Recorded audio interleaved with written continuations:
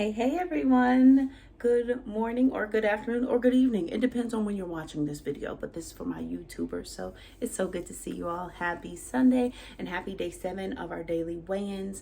This morning I came in at 274.5. So we're up another 1.1 pounds. But after looking at the numbers, because I have one of those fancy scales, that is all muscle. Yeah. We're up muscle. Muscle is heavier than fat. Okay, now I didn't gain 1.1 pounds of muscle. That's not what it showed me. It showed me I actually gained 0.5, so half a pound of muscle. I lost body fat, and the rest is just the water from all of that. As you're building muscle, the lactic acid, all that stuff building up, and it'll all come back down.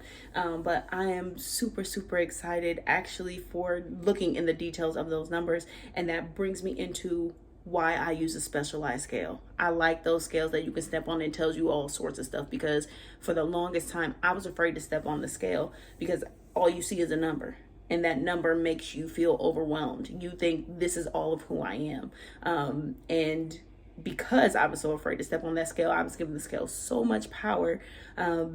When I would step on the scale, I was seeing large number increases because I wouldn't step on the scale for months on end. That is how I got all the way up to 341.8. That's exactly how. I saw the scale, I said, I don't know about that, and walked away.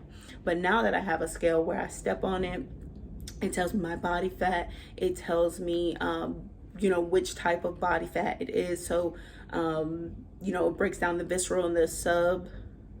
Y'all know the rest of the word. If you don't, I'll try to break it down another time, but that one. So, the fat that is under your skin, and then the fat that is around your organs. Those are the differences. It tells me how much protein I'm carrying in my body, my water weight. It tells me my skeletal muscle. It tells me muscle mass, a bunch of different stuff. And that is the kind of information that I needed when stepping on the scale. So I look at that larger number and I go, okay, great. What is the rest? What is it actually telling me? So I highly recommend that if you are someone who weighs in. I think it's very helpful, especially if you're someone who's been on a weight loss journey for a million years. You know what I mean? It is helpful to not have things that you're afraid of.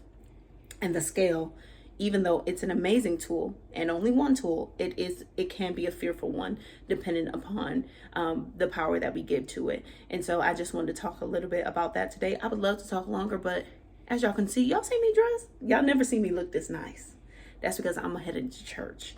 So I don't have a lot of time to talk this morning, but maybe I'll come back and talk a bit more about the different ways that I like to measure my success as far as the weight loss journey, not just the scale, and how I came to the understanding for myself that I had to take the power back from the scale. This is something I would like to talk longer about, so I'll come back and talk longer about it. But whenever you see this, I hope that you have a great day today.